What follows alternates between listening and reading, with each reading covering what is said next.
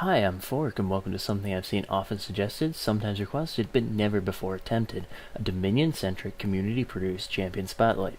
To kick this project off, I'd like to start with one of my favorite characters, Pantheon, the Artisan of War. They are privileged to die at my feet!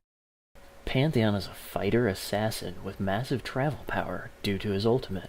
Pantheon's passive, Aegis Protection, grants a stack every time Pantheon auto-attacks or uses one of his abilities. Upon reaching 4 stacks, Pantheon gains a shield that will block the next auto-attack, empowered auto-attacks such as Nasus' Siphoning Strike, Jax's Empower, and Wukong's Crushing Blow, or attack that applies on hit effects such as Fizz's Urchin Strike and Gangplank's Parley, or Turret Shot that would deal damage to him. The attack must do more than 40 damage to Pantheon to activate Aegis Protection. Pantheon's Q is Spear Shot. He hurls a spear at the target, dealing physical damage. If Pantheon has at least 1 point in Heartseeker Strike, the target is below 15% hit points, Spear Shot will crit to deal 150% damage.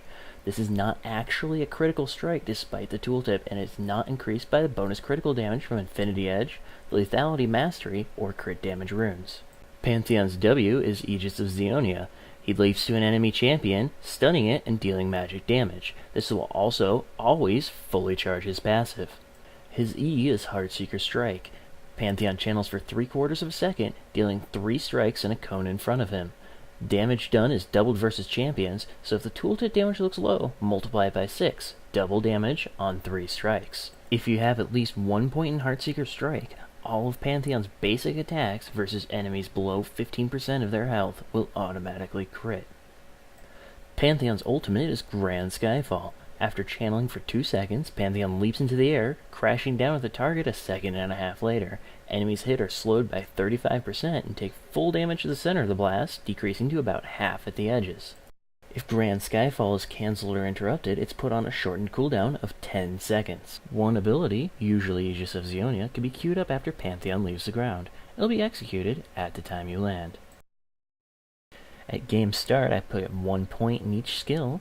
I'll be leveling Q and E equally, and W last. My ultimate, I naturally take at 6, 11, and 16. At the fountain, I charge my passive by spamming Heartseeker Strike in between showing off my Sweet Dance moves. At the first windmill fight, Pantheon should hang back and throw spears until he finds an opportunity to hit multiple enemies with a Heartseeker Strike. Seeing the opportunity, I go in, completely forgetting what Volibear does, but still tanky enough that my team can clean up the fight.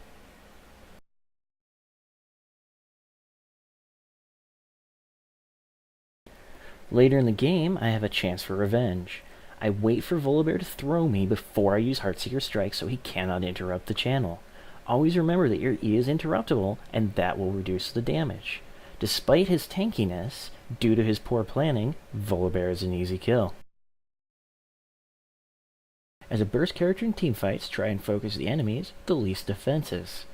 Once Misfortune leaves your tower, I Spear, Stun, and Heartseeker Strike her, cleaning up the fight with a guaranteed critical on Yorick's clone, and a Heartseeker Strike, knowing the exhausted Rengar couldn't have gone far.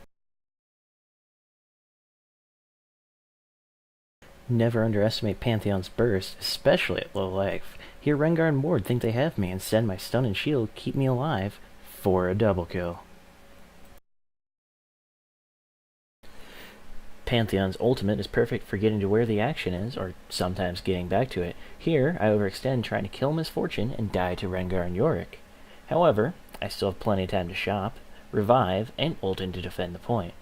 Remember, if you're going to shop and use revive, always buy the item before activating the spell, as a bonus movement speed decays over time. And there I ult in. The tower is still ours, so I try to fight under it, especially while exhausted. It may not be huge amounts of damage, but tower damage is consistent and wraps up quickly, killing Diana, and allowing me to easily finish off Yorick.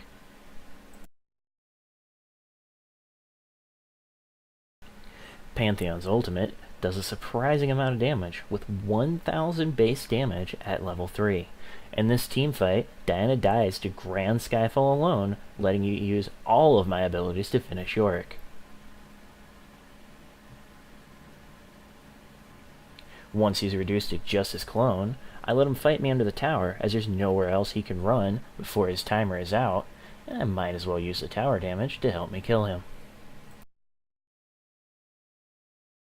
Never forget that Pantheon's ultimate has a lengthy travel time, potentially leaving you in a bad situation. Here, our Riven gets ganked trying to get the health relic, and I attempt to save her. She dies long before I land, leaving me a 1 versus 3 situation and an easy kill.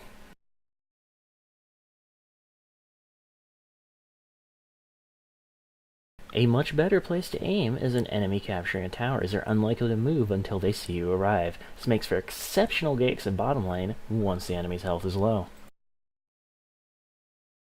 In another game, 3 enemies approach our undefended windmill. I wait in the fog of war for them to begin channeling before launching my Skyfall, causing them to scatter. With the help of Ezreal's ult, I kill one and bring the other 2 low enough they aren't even a threat to my team's reinforcements. The point does get neutralized, but my team easily recaptures it for a fairly strong 1 versus 3 defense.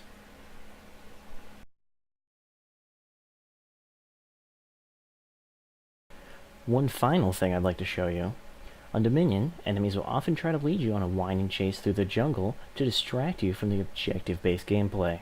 Show them you just won't play that game by ignoring them and channeling on the tower, forcing them to come and fight or let you have the point. Here, I get to neutralize and the kill before dying to ignite. I run Pantheon with 21/9/0 masteries, making sure to take Summoner's Wrath, cooldown reduction, armor penetration, and attack damage per level in the offense tree, as well as Summoner's Resolve and Veteran Scars in the defense tree. Lethality can be taken, as Pantheon does get free critical hits versus an enemy with low health, but I don't personally feel it's worth dropping either the cooldown reduction or armor penetration needed to take it. For runes, I run attack damage per level marks, health per level seals, flat penetration quints, and flat cooldown reduction glyphs. For summoner spells, I always run Revive Exhaust, but if you don't feel like you're able to use Revive correctly, you could try Cleanse or Ghost instead, as Pantheon has very poor mobility outside of his ultimate. Before I begin talking about how to build Pantheon, I'd like to take a second to talk about what kind of character he is. Panth is an attack damage caster like Riven, Talon, and Garen, dealing mostly physical damage with abilities, not auto attacks. This means to get more damage you build attack damage, naturally, as well as armor penetration and cooldown reduction. Attack speed, critical chance, and lifesteal are nearly wasted because they do not increase his main source of damage, Spear Shot and Heartseeker Strike. Technically, an AD caster's spells benefit from Spell Vamp as well, but since there's no good way to build that without tons of wasted stats, we'll ignore that one. I open with Prospector's Blade, Boots, and Health Potions, grabbing an early Brutalizer. I then buy Mercury Treads, Glacial Shroud, and Hex Drinker for defense, rounding my build out with the armor penetration from the Last Whisper. At any time, if I feel like I'm taking too much damage, upgrade to a Frozen Heart against physical and the Maw of Malmortius against magic damage. If the game goes on long enough, I'll sell my Prospectors and buy a Frozen Mallet for additional health. Thanks for watching the first ever Dominion Champion Spotlight. Please let me know what you think, and if you'd like to see more by commenting this video or in the forum thread that brought you here.